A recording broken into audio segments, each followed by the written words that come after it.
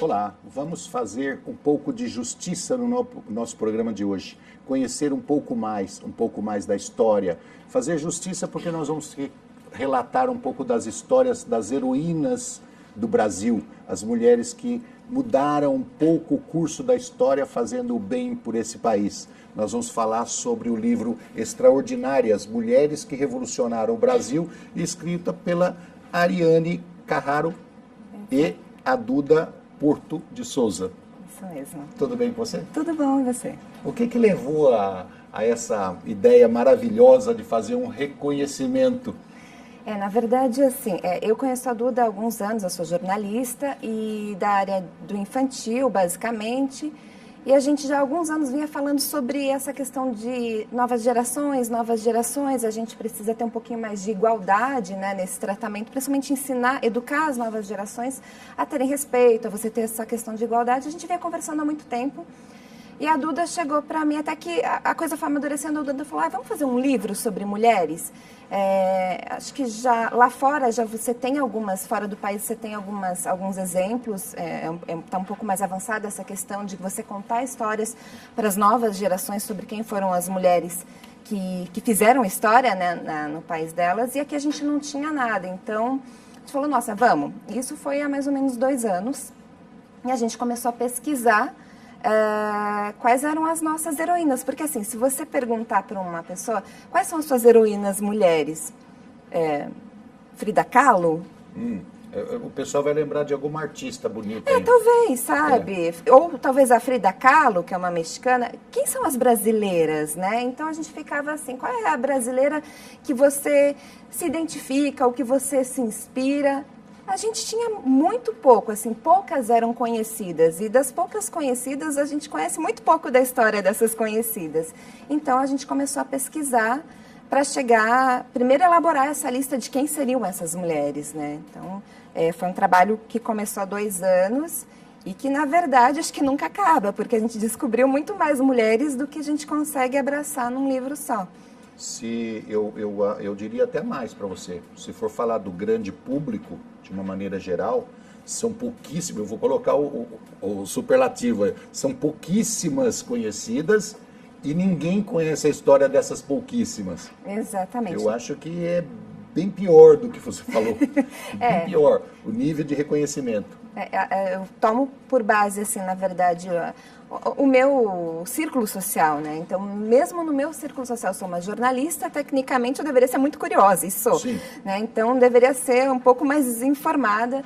Mesmo para mim foi uma surpresa muitas dessas mulheres que apareceram. E as que eu conhecia, foi uma surpresa entender a trajetória delas. Tinha, por exemplo, a Pagu, que para mim era a pessoa do modernismo, apenas a musa antropofágica. Eu conheci na pesquisa uma outra Pagu, uma Pagu que era comunista, mais do que modernista, na verdade. E foi muito engraçado ver o quanto ela se doou para essa causa. Uma ativista política. Uma ativista política. Então, por exemplo, no livro a gente conta a história dela, conta a história do envolvimento com Oswald de Andrade, mas conta muito da história dela como militante. Porque eu acho que o papel dela, se você perguntar, sei lá, a fotografia dela é muito conhecida, né? Aqueles olhos lânguidos, aquela boca sempre com batom roxo, porque ela pintava assim quando ela era muito jovenzinha, cabelão, tal, era uma figura que tinha esse estereótipo da sensualidade. E, na verdade, a vida dela, se você pegar a parte do modernismo, ele é uma pequena parte que toma conta da vida dela. A maior parte da vida dela é como militante política, ativista. Ariane, o que você acha que a gente tem como ponto fundamental nessa questão da mulher não aparecer? Ou seja, sempre os homens aparecem, a mulher sempre fica atrás, né? As mulheres fazem mais que o homem, mas é o homem que aparece, né? A fotografia da parede é dele. Tem uma personagem até engraçada, a Carmen Portinho. A Carmen Portinho, ela é uma engenheira civil e ela fez inúmeros projetos, mas quem assinava era o marido, porque ela fazia com o marido, só que os projetos eram dela. Por que isso acontece? Bom, isso é histórico. A gente tem nesse livro também, Extraordinárias, a gente tem uma linha do tempo. E a gente vê uma coisa muito engraçada, porque no começo, por exemplo, uma das questões era a mulher não precisava ser virgem, era até bom que não fosse virgem, porque você precisava saber se ela tinha condições de ter filho, né? Lá no Brasil, colônia ainda, enfim. E com o tempo isso vai mudando. Muda muito, acho que a religião ela tem um papel importante nisso, né? Na questão de virgindade, submissão. Muda também o papel da mulher um pouco... A mulher tinha que ficar dentro de casa, né? A mulher só começa a sair um pouco de casa, assim, depois do Brasil, ali no Brasil colônia, até 1808, que é quando a corte chega. A mulher tinha que ficar dentro de casa. E ela começa a sair a partir disso porque precisava ter um pouco mais de educação, porque precisava receber a corte, então as mulheres da elite começam a ser educadas e saem um pouco mais, mas a religião acho que tem um peso muito grande disso, e as leis, né? As leis vieram também para, enfim, para colocar um papel para a mulher que é o de coadjuvante. De coadjuvante. Certo. Mariane, você estava falando que a religião teve um grande peso e as leis também um grande peso, mas as leis até 100 anos atrás também eram feitas influenciadas pela religião, então aumenta mais o peso da religião ainda. Sim. Você não acha que é uma injustiça muito grande as pessoas falarem com Deus e achar que existe uma diferença na concepção de Deus, sabe, desse ou daquele, desse sexo ou daquele sexo? Você não acha que é digamos assim, uma falta de conhecimento, uma falta de amor, sei lá, eu acho que é uma falta de entendimento da religião por conta dessa separação? Eu acho que sim. Você sabe que muitos anos atrás, quando eu era pequena ainda, eu sou católica, né, batizada, enfim, não praticante como a maior parte dos brasileiros, mas eu me negava, por exemplo, a aceitar um Deus que fosse um Deus que castiga. Eu falava, não é possível que um Deus vai me castigar, ele tem que ser amor, assim, né? Então, eu acho que se um Deus que é amor, independente da crença de cada um, assim, eu acho que em todas as religiões Deus tem que ser amor. Deus não pode amar mais um do que outro, né? E a mulher não pode ser menos do que o homem, mas essa coisa de tirar da costela, né? Essa história eu acho que acabou levando a gente para um papel secundário aí na religião, mas não acredito nisso. Também me sinto um pouco ultrajada nesse tratamento, né, como mulher, porque não tem que ter diferença. Você acha que é exatamente isso? A mulher já vem sendo castigada lá desde o princípio, porque a Eva que levou o Adão para o mau caminho, né? O Adão que cedeu a costela para fazer a Eva, ela já vem sendo prejudicada lá no começo da história? Eu acho que são muitos prejuízos ao longo da história. Esse é mais um, eu acho. Mas eu vou falar uma coisa para você, que essa história da Eva, eu não acredito em Adão e Eva, obviamente que não, tá? Mas essa história do Adão e Eva é muito interessante, porque na Bíblia não se fala da árvore da maçã, se fala de árvore do conhecimento, não é isso? Não fala da árvore da maçã, fala da árvore do conhecimento. Então, chega e fala assim, olha, vocês estão proibidos de experimentar o fruto da árvore do conhecimento. Quem é que foi a ousada? A mulher. E quem é que buscou o conhecimento em primeiro lugar? A mulher. Ela foi buscar o conhecimento, certo? E por que Deus não queria que tivesse conhecimento? Porque vai para o inferno, não vai acreditar nele? Tá bom. A mulher foi a primeira filósofa, certo? Então vamos virar o jogo?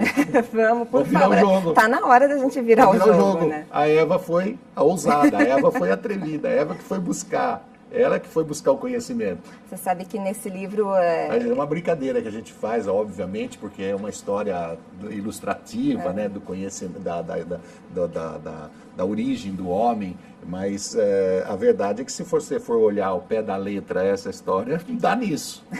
Dá nisso. E ousadia é o que mais tem aí nessas mulheres. Elas só aparecem, inclusive, nesse livro porque elas tiveram que ousar muito e ser curiosas, desafiar pai, desafiar marido, não casar, porque o casamento era a morte, né? Era o enterro social da mulher. O marido tinha que, uma época, quando ela não podia trabalhar, teve uma época que quando ela pôde, ela tinha que pedir autorização para o marido poder trabalhar. E se por algum motivo ele achasse que ela não estava dando conta das tarefas de casa, ele podia ir lá e ele demitia ela. Não era nem o patrão, não, era ele que retirava ela. Então, todas as mulheres, talvez a começar por Eva, tiveram que ser muito ousadas para poder se sobressair nessa sociedade que dava a elas um papel realmente de submissão. Quer dizer, resumindo essa questão da ousadia da mulher, ela tinha que ser 2 vezes mais ousada que o marido.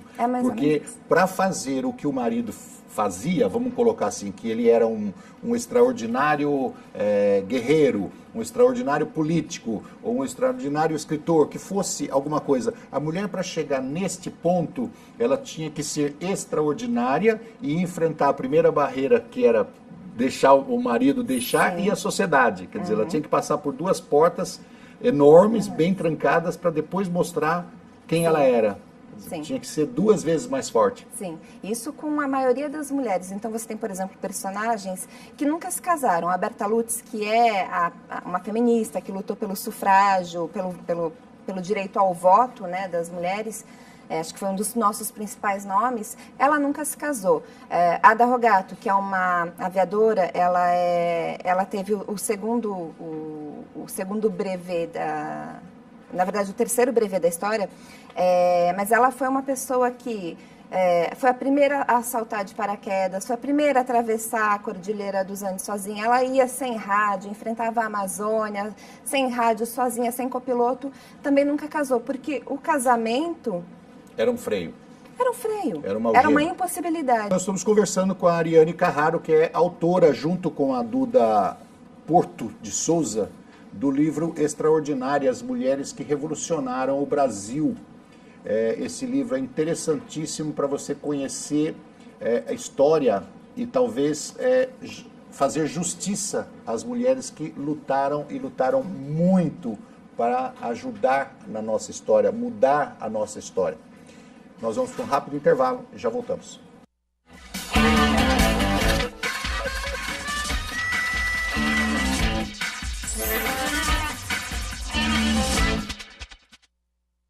Estamos de volta com o programa Capítulo à Parte. Hoje entrevistando a Ariane Carraro, que é jornalista e escreveu em parceria com a Duda Porto de Souza o livro Extraordinárias Mulheres que Revolucionaram o Brasil. Vale a pena você dar uma folheada nesse livro e conhecer aqui muitas heroínas. Quem sabe você não vira fã de uma delas, aí começa a estampar na camiseta, né? É verdade. É isso? É isso. A gente estampa aqueles cantores. Sim, né? são só homens, geralmente, que a gente estampa, E as né? mulheres extraordinárias, de repente você está andando na rua e o pessoal fala, quem é essa mulher que eu nunca vi aí? A sua mãe, não, essa daqui é a heroína tal, seu bobo. Não, a gente precisa conhecer mais mesmo. Tem mulheres extraordinárias aí. Você pensando, por exemplo, uma das camisetas mais conhecidas é o Che Guevara. A gente podia fazer a camiseta da Dina, né? A Dina Alva Oliveira, que foi da Maria Quitéria. Da Maria Quitéria. Da Anitta Garibaldi. Da Anitta Garibaldi, que são personagens mais conhecidos. Tem outras que pegaram em armas. Tem uma, a Maria Felipa de Oliveira, se eu não me engano esse é o sobrenome dela, ela pôs para correr os soldados com peixeira. Ela e um grupo de mulheres armadas de peixeiras e de uma planta chamada cansanção, que é uma planta que dói para quando você bate, assim, puseram para correr outros soldados. Então, assim, você tem heroínas extraordinárias aí. Outras pioneiras, que não são necessariamente, nem todas pegarem armas. A Anitta Garibaldi pegou em armas, por exemplo, acho que é um dos personagens mais apaixonantes que tem aí, porque... No fim, eu me apaixonei por todas elas, né? Acho que é apaixonante você descobrir essas histórias. Mas a Anitta, por exemplo, ela chegava a descer no convés do navio para pegar os rebeldes que estavam fugindo de medo do confronto, para eles irem lá e voltarem a lutar, enfim. Ela tem um episódio muito marcante para mim, que até por ser mãe recente, quando ela estava com o primeiro filho com 12 dias, ela sofreu um cerco na cidade de Mostardas, e o Garibaldi não estava ali. Então ela, de camisola, pegou o bebê de 12 dias, subiu no cavalo e sumiu. Ficou 4 dias escondida no meio da mata. Com um bebê de 12 dias. Era um absurdo você pensar nisso hoje. Quando esse mesmo bebê tinha 3 meses, eles enfrentaram uma travessia horrorosa de 9 dias, que para aquecer o bebê ela teve que usar o próprio hálito e muita gente, muitas mulheres, muitas crianças morreram no caminho. E você vê que era uma pessoa que era mãe, pegava em armas, era mulher, era amante, cortou o cabelo. Por uma causa. Por uma causa. Pelo Brasil. E não era pelo Garibaldi, é porque ela acreditava nessa causa, sabe? Não só pelo Brasil, ela também foi para a Itália e depois, tanto que ela é considerada a heroína de 2 mundos, né? Daqui e de lá. Eu acho que o pessoal de lá é capaz de conhecer mais a história da Anitta do que aqui mesmo. No caso da Maria Quitéria, a princesa Leopoldina recebeu uma carta com mais de 70 assinaturas de mulheres da Bahia que davam apoio para ela na causa da independência, né? E a Maria Quitéria, não sei se estava no meio dessa assinatura, mas ela foi uma heroína baiana que pegou em armas defendendo a independência do Brasil, que ajudou bastante Dom Pedro, né? Mas para isso ela teve que se fantasiar de homem. Ela cortou o cabelo, colocou uma roupa masculina e se alistou. Assim, ela só foi descoberta porque o pai dela foi atrás. Descobriu que ela estava por lá, foi atrás, aí descobriram, mas daí o exército não queria mais perder a Maria Quitéria porque ela era tão brava, guerreira, que eles falaram, não, ela está fazendo tão bem aqui, deixa ela ficar. Então, foi a nossa primeira mulher soldado. Ela luta por 5 homens. É mais ou menos isso. Olha, para vocês terem uma ideia da importância do resgate da memória dessas heroínas, a gente tem que fazer aqui uma pequena observação sobre a história das mulheres no mundo, né? Nós estamos falando de pessoas que há 100, 150, 200, 400 anos atrás saíram do conforto dos seus lares, enfrentaram a problemática da sociedade, enfrentaram o mando dos maridos, enfrentaram o radicalismo da religião, enfrentaram tudo isso e foram para a luta e viraram heroínas. Então, nós precisamos fazer um resgate da história em geral. Até hoje, existem muitos países que não permitem que a mulher estude, não permite que a mulher fique solteira, a mulher é obrigada a casar. Até pouco tempo atrás existiam países que faziam cirurgia nas meninas para que elas não tivessem prazer, fossem só reprodutoras. Até hoje existe um monte de lugar onde a mulher não tem direito nenhum civil, não tem nada, absolutamente nada. Então imagina isso há 300 anos atrás. A mulher sempre foi relegada a um segundo plano. Hoje, quando a gente vê as mulheres lutando por um espaço, lutando por seu lugar ao sol, lutando por uma igualdade de reconhecimento da sociedade, a gente ainda vê, sabe o que? O absurdo. A mulher hoje no Brasil tem mais anos de escola do que os homens, certo? E o salário da mulher é 30%, 40% mais baixo do que o dos homens. Sim. Isso é desigualdade? Isso no Brasil. Agora, em 2017, a mulher tem mais anos de escola, Sim. em média, do que os homens. Sim. E o salário, em média, é mais baixo do que os homens. Ela também... Por quê? O que explica isso? O machismo? Sim, acho que é um processo histórico de machismo. A gente tem que falar disso, porque o Brasil, além de todos esses dados que você trouxe, o Brasil é o 5º país onde existe mais morte de mulher, o 5º país mais violento para as mulheres viverem no mundo. É um absurdo você pensar que a gente está tão atrasado nesse sentido. Então, assim, não é só o machismo do dia a dia, do assédio na rua, é um machismo que está em todos os níveis, está na diferença salarial, está na diferença de cuidados nas tarefas domésticas, ainda nos cuidados com os filhos, na legislação, é só a mulher que consegue ter uma licença maternidade maior, o homem não consegue. Isso você tem, por exemplo, países como a Suécia, você tem 1 ano e pouco para você dividir como você quiser entre o homem e a mulher. Então, assim, são muitas... o machismo, ele está dentro de todos os nossos níveis, de todas as nossas relações e de todas as coisas que a gente faz, assim. No rosa, começa no rosa para a menina, o azul para os meninos... E não para nunca mais, porque as mulheres são mais especializadas, não só estudam mais, como são mais especializadas, e não chegam a cargo de chefia quase nunca, a porcentagem é muito pequena também, o salário é baixo, você engravida, você vira um peso para a empresa. É muito problema aí, assim, não é só na violência explícita, na violência, na agressão física ou na agressão verbal, está em todos os níveis, né? Quando a gente fala de inclusão, eu digo no programa que eu apresento, o programa Diversidade, nós estamos melhorando, mas falta muito ainda. No caso da mulher, está melhorando, mas falta muito ainda, né? Muito, muito, muito. Hoje o número de mulheres que são CEOs é assim, muito pequeno, né?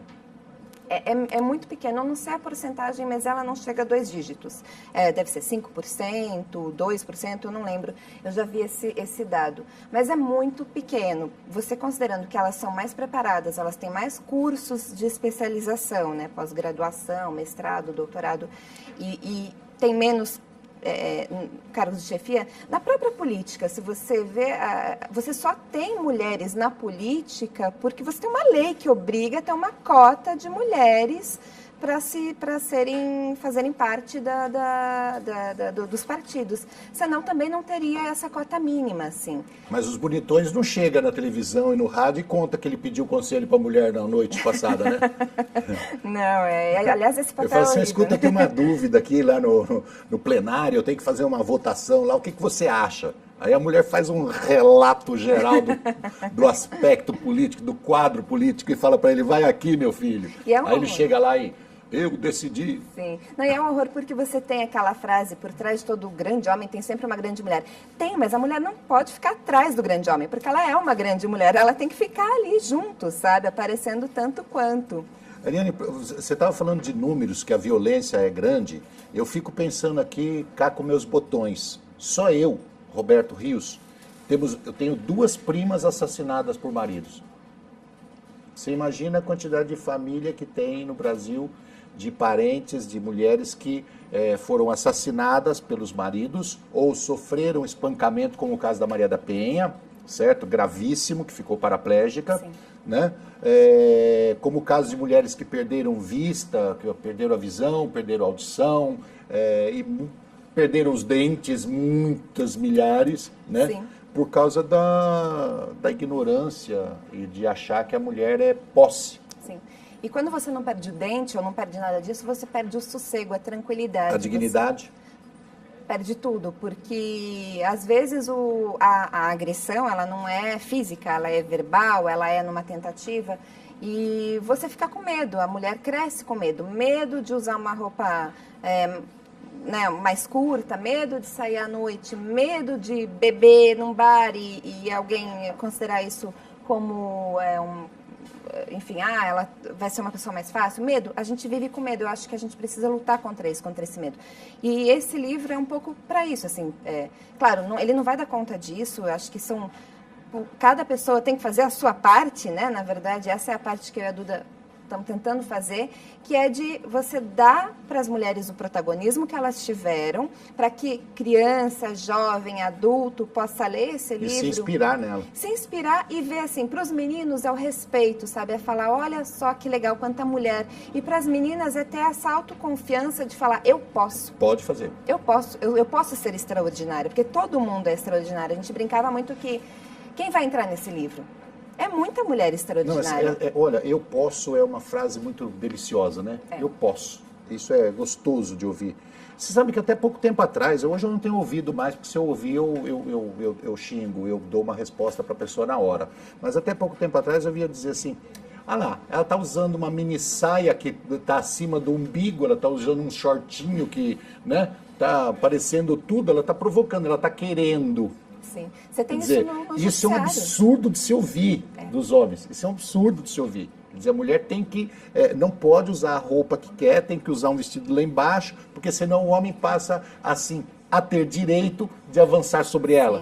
Sim. Isso acomete também o judiciário. Eu lembro de um caso que me deixou muito impressionada, que era uma menina de 14 anos que foi estuprada e o juiz, no processo, falava que por ela ter seios voluptuosos e corpo de mulher, uma menina de 14 anos... provocou o coitadinho do homem. Sim, exatamente. Tadinho. Ariane, aonde que está à venda esse livro? Está em todas as livrarias. mais informações as pessoas podem conseguir também no site da Companhia das Letras, que esse livro é feito pela Editora Seguinte, que é um selo da Companhia das Letras. Mas as pessoas então, o site da Companhia das Letras, nas livrarias em todas físicas. as livrarias físicas e também online. Se a pessoa quiser fazer uma pergunta para você a mais, ou de repente não pegou aqui a informação sobre a venda do livro, não encontrou, pode mandar um e-mail para você, né? Pode mandar um e-mail. Que é ariane.carraro. O Carraro a gente fala parece 2 R's, mas é um R só. carraro@gmail.com, ok? Se você quiser entrar em contato com a Ariane, fale com ela. E vale a pena conhecer um pouquinho das histórias maravilhosas dessas mulheres extraordinárias que ousaram e devem ousar sempre. Obrigado. Obrigada eu. Obrigado por ter feito essa pesquisa e ter enriquecido um pouco mais a nossa literatura. Obrigada. E quem sabe isso inspire mais gente a pesquisar também e achar suas próprias extraordinárias, né? E manda um abraço para a Duda. Obrigado a você de casa que esteve conosco no programa Capítulo à Parte. Um abraço, até a próxima semana.